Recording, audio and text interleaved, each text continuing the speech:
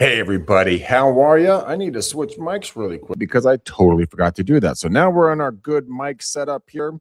And I just want to talk to you guys. Welcome to Mornings with McDaniel. This is going to be something we're going to be doing on a consistent basis. So it's going to be a lot of stinking fun today. We're going to be going through, not just today, but for quite a while, we're going to be going through this book, Minute Mentors. I'm sorry, Minute Mentors for Leaders. And I really kind of like this book a lot. And this is our first time going through it, so give me a little bit of latitude, all right? But this is really cool. So it started off, and I found this book. The reason why I want to talk about this book, I found this book when I was with my father. We were cleaning out one of his big barns here on the property. And the really cool thing is I looked at it, I'm like, gosh, there's a lot of folks that probably get a lot of that, a lot of this out of this, especially if you want to be a leader and be a team lead and so on and so forth. So let's dive into this really quickly. Just in the introduction, to grab me right off the bat. They talked about this. Leaders are always on the learning curve, not the leading curve, the learning curve, which I really kind of appreciate that a lot. Gosh, too much damn coffee. They know they haven't arrived until they've shown somebody else by their own examples how they can be the best they could possibly be. And I'm like, oh, that's pretty good. But the thing we're going to be covering today is our first chapter. All right. And as leaders rub shoulders with great leaders. Now, why is that so important? You know, a lot of the times we all kind of go through life and we're looking for a leader, we're looking for a mentor, but we're not even considering to the fact that we could be a leader, we could be a mentor to somebody in our lives. Now, what does that really look like? What does a mentor really require? It can require pretty much as simple as just saying, hi, how are you? Tell me about your weekend. You know, have you tried this? Have you gone here? Have you done this? Have you done that? That is the simplistic answer to a leader, showing the path, being the Indiana Jones in the Temple of Doom or whatever it was, when he took the handful of sand and he threw it across the invisible walkway, and then he could show everyone behind him how to get across the walkway, and they got to the treasure, blah, blah, blah. Metaphor intact. Let's think about how this plays out in real life for everybody. Now, when I said the word mentor, you also, if you're a leader or you want to be a leader, you have to be a mentee. You have to find someone out there who's going to train you, coach you, and mentor you through the process. Now, I've been extremely lucky in my life. I've had multiple different mentors and people who have instructed me how to do this business and life as a whole.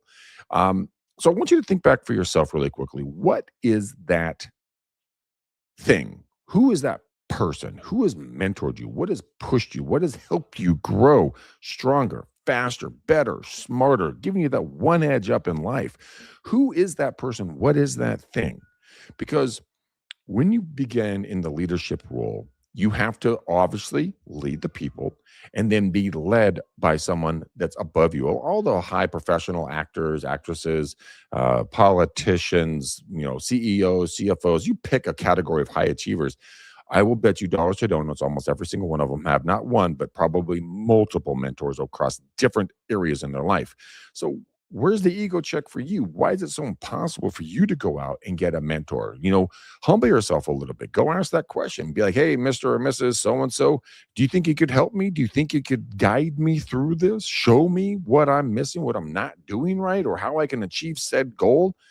Once you get over yourself, that's the biggest hurdle you're going to have, is getting over your own damn ego. As soon as you get out of that mindset, the world is your oyster. Because now let's talk about oysters. Let's say you want to learn how to shuck an oyster. Anyone doesn't know what that is, go look it up. But I had to learn how to do it, and I stabbed myself multiple times in the hand until I had someone come alongside me like, no, hold it like this, do it like that, pop it open, oyster, right? Same thing with life. Life is your oyster. Find the person who's going to show you how to shuck it so that you can go forward and enjoy the fruits of your labors. I was in my way for quite a while. My ego was, let's say it wasn't small. And that was a downfall of mine. Still is a downfall. I don't really have an ego anymore, but you know what I mean. When I finally reached out and asked for help, shoot, everything just started falling in line. I apologize. I'm like, hey, man, I thought I was the coolest kid in school. I'm definitely not the coolest kid in school. There's a bunch of funny memes about that. But for everyone here in this short little video this morning, go out there and make yourself vulnerable, become willing to learn, and then be willing to share. A lot of us in this industry, we hold everything, we clutch our pearls, right? Because we don't want anybody to know what we're doing. Newsflash, genius. they're probably already heard it. They're already doing it in some variation. And if they're not, they might be planning to do it. When I was the head trainer for my old brokerage, I gave them literally my playbook. Like I give them the resources of the same people we used, right?